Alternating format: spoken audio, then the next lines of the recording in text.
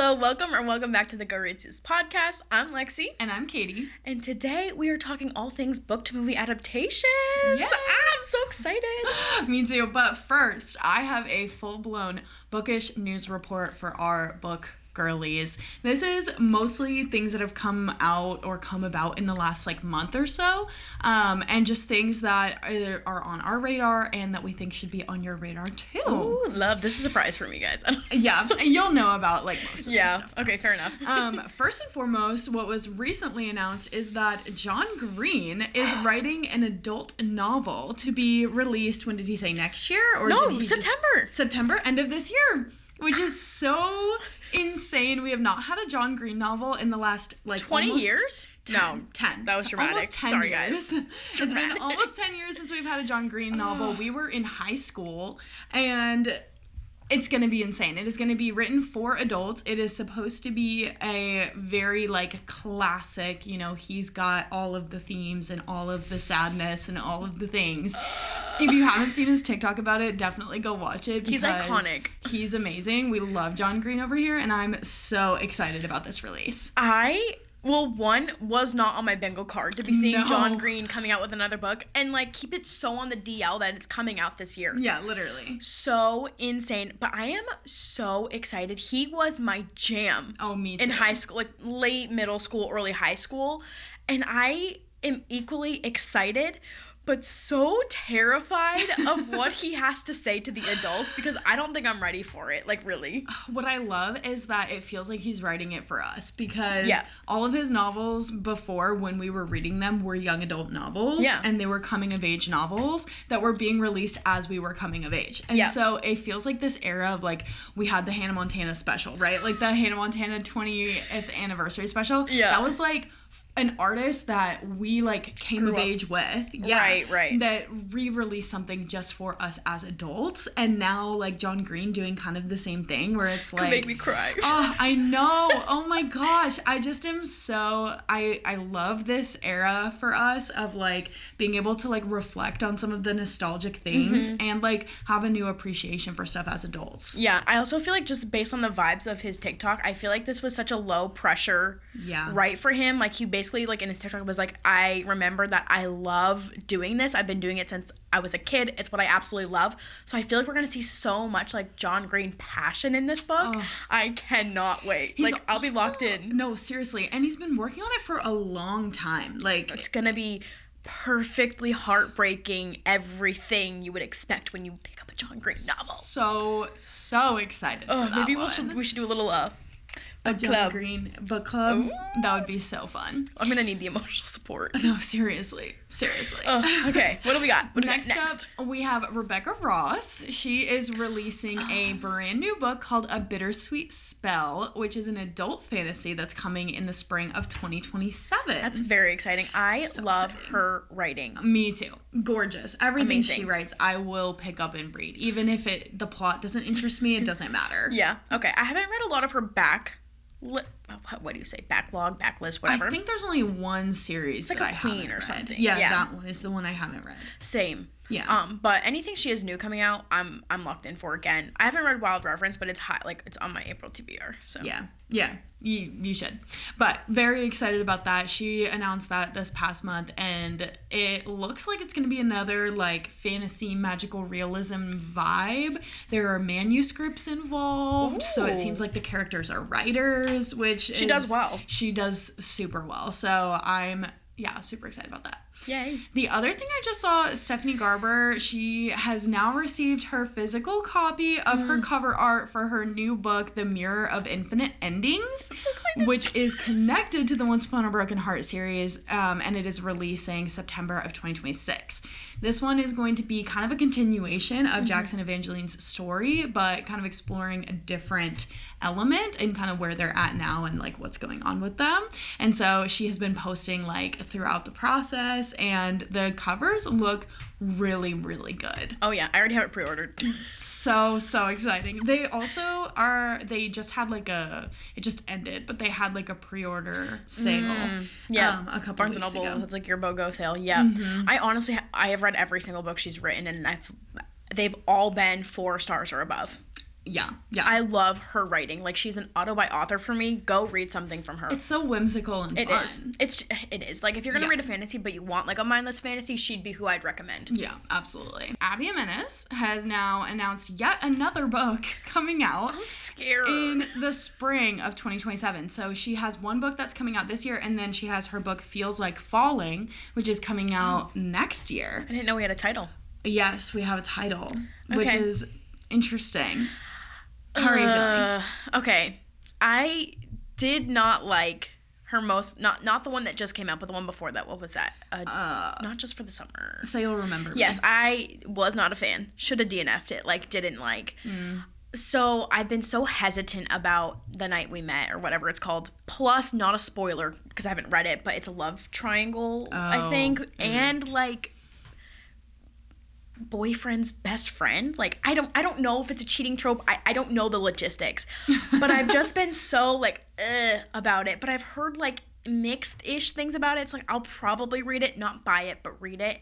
And if I like it, or, like, at least don't hate it, again, I'd be in the same boat with the new one. Like, I'd consider it depending on what people I know think about it. That's fair. She says it's a redemption story for one of the characters. The new one, or the one that just came out? The new one. The one coming out next year. It's like a redemption story for Michael, is what she said. I don't know who Michael is. I'm sure that's someone from Say You'll Remember Me, but I don't remember. I'm not sure. But she says that's not a spoiler. So okay. I don't know. And she said trust the process. That was what she said in her interview. So I don't know. I don't really know either. I don't know what to expect. I'm going to wait for you to read the next one, because I didn't read Say You'll Remember Me because you didn't like it. And so I was like, yeah, if Lexie didn't like it, I'm probably definitely not going to like it, because I feel like I get more critical than you do. You're not going to like it. No, I didn't think so. So I'm going to wait for you to read the second one, and then depending on how you feel about I'll let you know. I don't know. I wouldn't be upset if my Abby Jimenez journey, at least for this interconnected standalone series, was done. Yeah, that's because they're interconnected. It's an interconnected trilogy. Okay. I think. And maybe like this one's just not hitting, and that's okay. I've only really read the whole, like, the Part of Your World, Yours Truly. Those I loved. Amazing. They were so good. Amazing. I love those ones. And then I tried to read, like, the playlist ones. I read one. Didn't hate it by any means, but didn't like it enough to continue, and then I did Say You'll Remember Me, and I went, ooh. Yeah, that's fair. Ooh. Valid. So, anyway.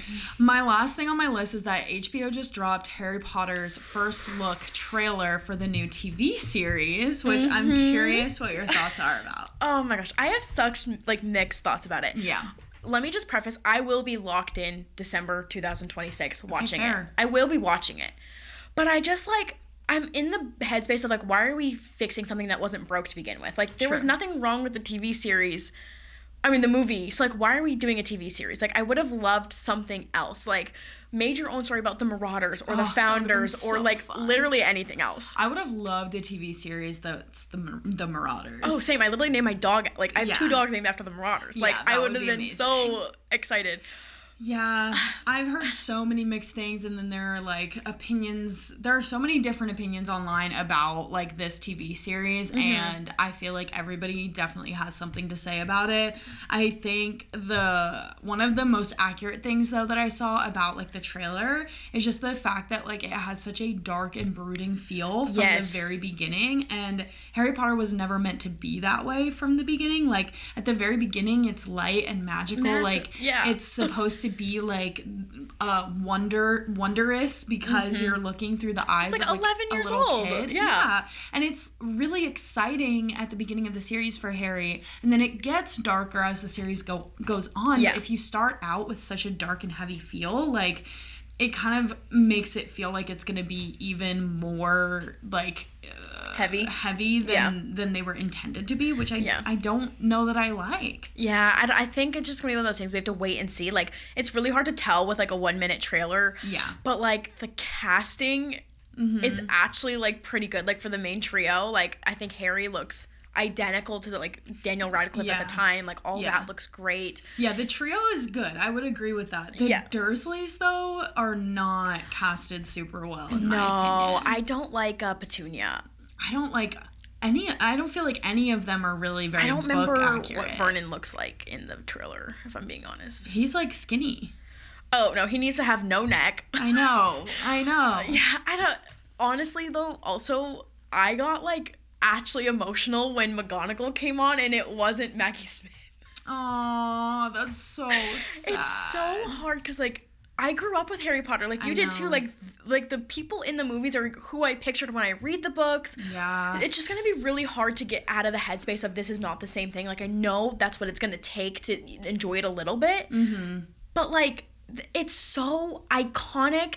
And I feel like maybe if they waited, like, 25, 30 years from when the last movie came out to do it, that might even be easier, but it's not that old. No, it doesn't feel very old. I saw an interview recently of like about the time when the last Harry Potter movie came out, and it was Emma Watson, and she was saying how like, oh, in like 25 years they'll do a remake and maybe I can be McGonagall and oh my gosh, what's his name? And Tom can be like one of the other like professors. His dad. Yeah. Or whatever. Just like, oh no, Tom was saying he could be Dumbledore and Emma could be McGonagall. Stop which is like so adorable because they were like, you know, teenagers, maybe 20 at the end. Yeah. For that interview. And it's like they were dreaming about being like 45 and getting to play like the adult characters in a remake and like yeah, I think it is, like, kind of too soon in a way, and also, like you said, like, maybe not super necessary. Like, we have a great series of movies.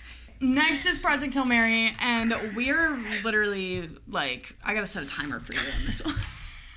We'll be good. Yeah, okay. Book accurate. Book accurate is first. Okay, on a scale of 10, I honestly would give it a 7. I think the only thing it was really missing was the science and, like, some pieces here and there that would have made the story a little bit better, but like I didn't feel like the movie was lacking because of it. Yeah, I honestly am gonna say something crazy right now, which is that in terms of book accuracy, I am gonna give it a 10 out of 10. And the reason being, I don't think you could get any more accurate within the boundaries of a under 3-hour movie. That's so true. Like I literally don't think they could have gotten any closer you're right. to the book without extending the movie by a lot or making it like way too complicated and you're like, I don't know what's going on. Like, what is all this information? Like info dumping in a boring way. Yeah. Like I feel like is what would have happened if they had tried to make it even more book accurate. That's true. So that's why I'm like, I actually think that they did as well as they could have. Fair. Within the bounds of like making a movie. Yeah. In terms of book accuracy. Love. Yeah. I loved it. Yeah. Characters are next. I am gonna go with a 8 out of 10. Okay. My only character I really didn't love in the movie was Dr. Strat. I felt the same way. Everyone else? Sorry. Yeah. I'm just getting excited. No, you're good. I felt the same way. The other thing, and I realize now that this is literally in the trailer, so we can say that Rocky exists, okay? Rocky exists. My baby. In the book, I was picturing him being, like, absolutely massive. I don't know why. Okay. But for some reason, I think maybe because Ryland was, like, so scared of him in the beginning. Okay. In my head, he was, like, huge. So when I saw, like, in the movie, he's just, like, a little... I was like, wait. He's little. Okay. Well, actually, that kind of makes sense. I think I also thought he was massive until, like... I don't know. It ends up becoming clear, I think, in the book because he's, like, going through, whatever. Right. But, yeah. Yeah, I think I just, like, I don't know. He's so cute. I love Rocky. He's so amazing. Cute. I think part of it is because in the book they tell you how heavy he is. Yeah. And I'm like, oh my gosh, that's insane. That's fair. So I think that's why in my brain I was like, he has to be massive. That's true. It's not. He's just really dense. Yeah. No, I think they did characters so well. I fully agree. Again, Dr. Strat, I'm not crazy about. And it didn't even make sense, like, for the story to change her the way they did, in my opinion. Which is why I'm, like, about it. That is very fair. I felt like the movie, however, allowed you to empathize with Dr. Strat in a way that I don't think we really empathized with her in the book. At least I didn't. Like, I didn't care about her at all in the book. I did not care for her. I didn't like her character. I just was like... I thought that was, like, the point in the book. I think it was. Like, that kind of... We'll go into the next thing with themes. Yes. I do think it was the point. I also think it I think it's a good thing when you bring the human side to an unlikable character. And I think that's what they did in the movie. Yeah. Yeah. Fair. I liked her not being likable because, like, what she did in the book, which isn't in the movie, to be fair, was so unlikable. That was in the movie. Not to the same extent. I didn't want her to be human. I just didn't like her. So, whatever. Anyway, how do you feel the themes were?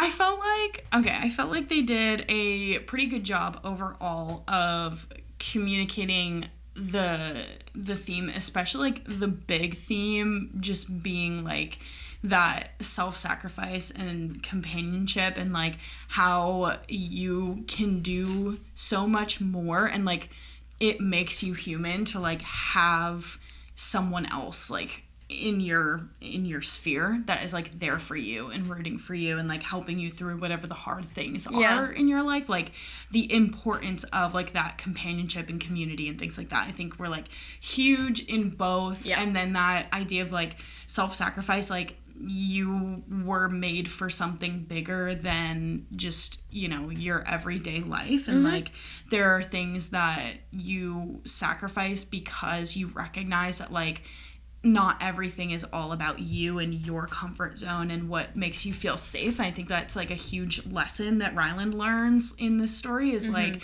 not everything is about me being comfortable. I think especially in the book he learns that of if I want to say that I care about, you know, my students, like he's a teacher, and if I want to say that I care about my students, then I need to actually prove that I care about my students by doing the thing that makes me feel uncomfortable. And I think that is like a huge thing that they did a pretty good job like translating into the movie as well. Yeah. I agree. I think they did a pretty good job, just his whole dynamic in the movie, and I really liked the movie. I did too. So, again, I think we talked about Wuthering Heights. Stunning. Yeah. Absolutely stunning. Like, there's one scene in space, and when you go see it, you'll know what I'm talking about. It brought tears to my eyes, honestly. It was so surreal. Yeah. Insane. And they didn't use a green screen. The whole movie, there were no green screens, like, at all. All of it. So insane. I saw a behind the scenes clip of the guy that was Rocky, and he's like wearing this like suit and rolling this like ball around. I saw that. So funny. But also like awesome. Like they could have just like put in a fake, you know, whatever there, but they didn't. Like they had a person with a ball. In. Yeah, it's so good. Amazing. And it was hysterical. Yeah. I think I don't know if it was funnier than the book. They were both really funny. They were both. Yeah, they were both really funny. I would recommend, like, book to movie adaptation. It's as good as it gets. It's, if not 10 out of 10, 9.5 out of 10. Like, really good. The things that I wasn't happy about were so minuscule in the grand scheme of the movie that, like, I'm literally just nitpicking. Yeah, exactly. A lot of people, like, critique the science, and, like, I think the biggest thing for me is, like, I don't understand science. I don't like science. And so for me, the fact that there wasn't as much science in the movie, I really appreciated it. Because I was like, this is way more entertaining without it. Okay. Versus like, I didn't mind the science in the book. Like it didn't take away from the experience in the book. But if they had added all of that in, I would have been bored. What did you rate the book? 4.5. Okay. Because of the science? Or was there something? It honestly didn't have as much emotional impact for me as like a 5-star typically would. Oh, I sobbed. I did not cry a single tear. Crazy. Yeah. Oh, that's okay. I think just because it was so funny, like it was so light and entertaining, and like I loved the characters and everything like that, but like there was never a point where I was like devastated or like I actually thought that because of the way that it was written, I feel like I anticipated the fact that everything was going to be fine. Like, I was at no point like, oh no, like, it's actually going to not be good. Like, I, the whole time, was like, no, it's going to be fine because they're not going to do that. Like, it's going to be fine. I did not clock that. Okay. I did. And it wasn't it's not that that's a bad thing. That, there's nothing wrong with that. It's just that, like, it was the 5-star feeling that, like, was missing for me, which is okay. Yeah. It was still an incredible read. 10 out of 10 movie, though. Yeah. I said the accuracy was 10 out of 10. All right. No, the movie was phenomenal. I literally was like, this is going to be one of the movies that, like, we make our kids watch one day. Oh, yeah. I literally was like, I'm like, Ryan, let's go to the movies tonight. He's like, it's a little last minute to be making plans for a movie. I'm like, yeah, okay, fair. But I want to go see it again in theaters so bad. Yeah. So bad. I think that's all we have for today's episode. I think so. All right. Thank you guys so much for joining us for today's episode of the Go Read Sis podcast. Please don't forget to subscribe and follow on all of our social accounts so you can stay up to date with what we're doing. And we will see you guys again in a couple Thursdays for another episode of Go Read Sis. Bye. Bye. Ooh, how long was that, do you think? 45 minutes, maybe? Oh, okay. That one did feel longer. Yeah, because it cut at 30, and then